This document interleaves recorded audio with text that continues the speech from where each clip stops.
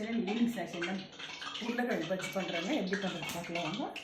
அது கடல மாவு 1 கப்புங்க, அரிசி மாவு 1 கப்பு, வெங்காயம், உப்புங்க, மிளகாத்தூள், சோடா உப்புங்க, உருளைக்கிழங்கு. இது பக்கோடா போட்ட மிச்சம் அந்த மாவில் வந்து ஆனியன் பக்கோடா போடுறாங்க.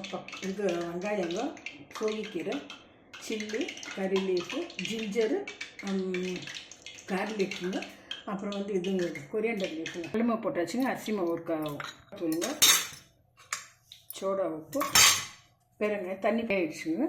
இதை பஜ்ஜி போடுறாங்க. பசங்களுக்கு ஈவினிங்லேயே செஞ்சு கொடுங்க.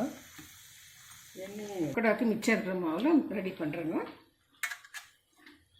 எல்லாம் ஆயிடுச்சுங்க. இப்போ பக்கோடா போடுறோங்க. போட்டுக்கலாங்க. ஆனியன் பக்கோடா ஆயிடுச்சுங்க. பஜ்ஜி பக்கோடா பண்ணியிருக்கிறாங்க.